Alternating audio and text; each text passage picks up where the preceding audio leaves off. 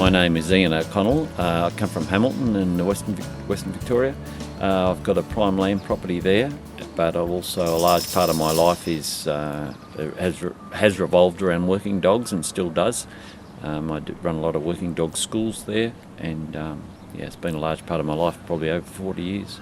The working dog is the most misunderstood and most underutilised resource available to the livestock industry in Australia, and I really like trying to turn that around. You know, we have farmers generally are getting really switched on with genetics and IT and pasture growth and labour units and efficiencies, but the value of a good working dog is just too often bypassed, and it really is to have good working dogs is not difficult. People are daunted by the thought of training working dogs. It is very easy to train a working dog. It's just about understanding what's going on in their head and working with them, not fighting them. And so there's just a few key points that we get across. The biggest problem farmers have with working dogs is they don't understand the natural instincts of a working dog. Now, if they're working collies or kelpies, they're working with a heading dog, what's defined as a heading dog. And whether they like it or not, that dog will want to get to the head of the stock to bring them back to the handler. That's what their desire is to do. So rather than fighting that, when the dog is young, so when it's a pup up until it's 12 months of age, we want to harness that, and we want to utilise that instinct of bringing the stock to you. Now, I know it's a nuisance if we're trying to get stock up into a shed or up into a truck or through a gateway. The pup is always in the gateway, and that's simply because that's natural instinct. They see stock as food, and they see you as the boss of their pack, and they're wanting to bring the food to you. That's what the desire is. So while the pup is young and immature, don't try and get it to hunt the food away from the boss of the pack, because you'll lose credibility with them, and it just destroys them. So for the first 12 months of their life, just nurture them and encourage them to bring the mob to you. So the next time your mob of weaners get out onto the road and they're heading towards a freeway somewhere, your dog is going to be only too happy to go around to the front and bring them back.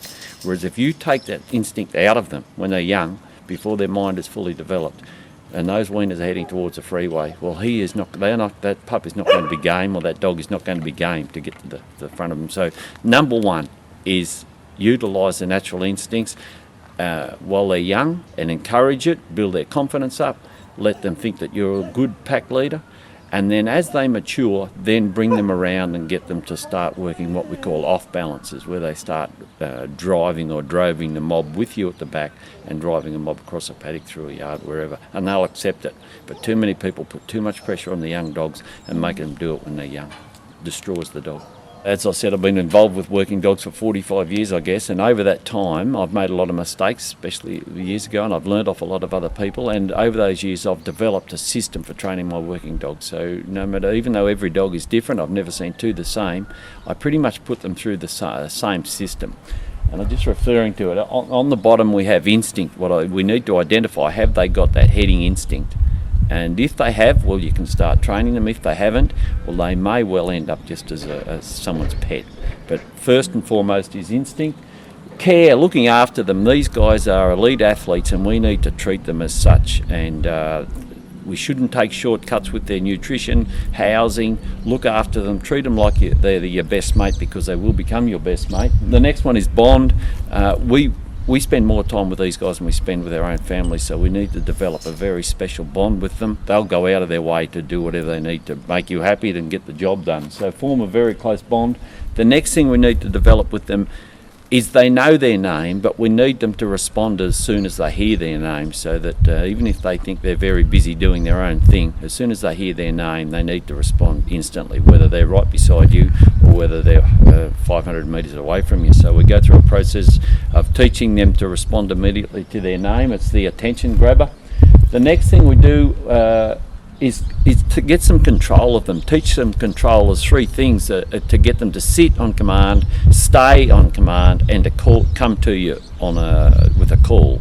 So we do those things when there's no stock about, because as soon as there's stock about, there's going to be distractions, of course. So even when they're pups, we'll get this control off stock, good sit, good stay, and get them to come to you, and you do that at feeding time. The next thing is what we call balance, and that is just utilising the natural instincts of the dog, getting the dog to balance stock up to you, to hold them to you. So you'd only just start off with a very small area. When you're starting training dogs, start off with a small area, about a 10 metre in diameter yard with a few quiet sheep. Start there and just get the dog to balance those 5 sheep up to you. So any problems the dog's got, this is where you can sort it out, like biting the stock, that's where you'll stop them. Crossing between you and the stock, stop them there. Splitting the mob, you'll stop them. Everything gets taught in this little 10 metre diameter yard, and as they get better at that, then you get bigger. So into a 20 acre paddock or the 7 hectare paddock, and then until you're out in a 40 hectare paddock with 500 sheep or 100 head of cattle. So just start small and just get bigger and bigger. Balance is where the handler's got to learn so much as well, because too often we hear that's a bad dog, or that dog's no good. Well, that's very rarely the case. Most of the time the handler just doesn't understand what's happening, and I very rarely see bad dogs. Most dogs I see are good dogs, but they're just misunderstood. And so balance is about handlers understanding that their body language and their tones and how they speak to their dogs is so important. Dogs are so responsive to everything that we do, whether we're scratching our nose or lift one foot up before the other. The dogs know us better than we know ourselves. So when we're teaching this balance thing, it's all about getting ourselves in the right position, and just the dog works off us and it'll work the stock happily. After that we'll go, and before we go any further, the dog has got to reach a certain level of maturity and confidence, because what we're going to do now is start teaching the dog some control when it's actually stock about. Now, if we've got a young pup in there and he's lacking confidence and we're getting to sit and come to us, well, we're not building his confidence. So we only go further with our training now once the dog is very confident and has got some maturity, and we'll get them actually to start sitting and coming to us and staying when there's actual stock about. But we don't do that probably for the first 9 months of a dog's life. We wouldn't get it to sit or come to us when there's stock about, because it just defies what they think they should be doing.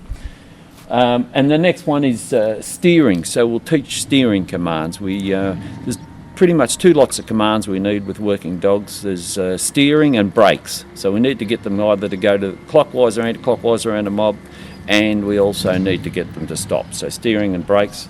So that's where we'll teach them. We show the dog what we want it to do, and as we're showing the dog, we're putting a command to it, and they're very clever and they pick it up pretty quick. Off balance, you'll notice it's way up the top end of my training program, and that is very unnatural for a dog. What we mean by off balance is when the dog is back with the handler and we're hunting the stock away. So we're driving or droving mob across the paddock, down the laneway, wherever. That is very unnatural for a dog to do that. Don't do it with young dogs. But by now the dog's very confident and mature, and is happy to work with us, and we start teaching them to stay back with us and actually drive a mob away. Then we move on, teach the dog to force, to get stock to go where the stock don't wish to go. So apply force, and that could mean a nose bite for cattle. It could mean running up over the back of the sheep, even top knotting, which is grabbing the sensitive part of the wool between the sheep's ears, barking.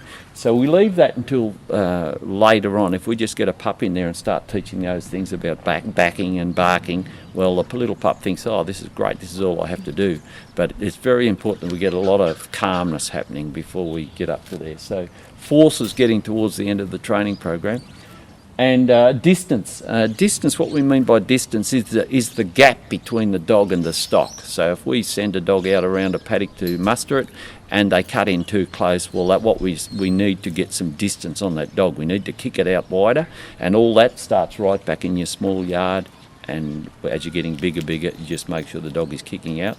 And the other time you use distance is if you're working in sheep yards and the dog is just putting too much pressure on the stock, so you might be drafting and the stock might be running quite freely, and the dog is still hassling the stock, and you need to be able to back the dog off the stock. So create distance. It's more important with Kelpies. Collies usually give their stock a lot of distance, but Kelpies definitely need to be taught distance. And then finally, if you've worked through all those steps, the last thing is you're out in a 100-acre paddock or a 40-hectare paddock with your big mob of sheep or cattle, and it's all hunky-dory. And that should have taken you about 8 hours. It's 8 hours training. So we sold a dog recently at the Custom Working Dog Auction for $11,000, and it was 18 months old. I would estimate I put 8 hours training into that dog. But on top of that, I spent every morning and every night he'd come with me, and that's on top of that 8 hours. So 8 hours of actual training, but an awful lot of time of bonding. If I went to town, he came with me. If I went fencing, he came with me. That's on top of the 8 hours.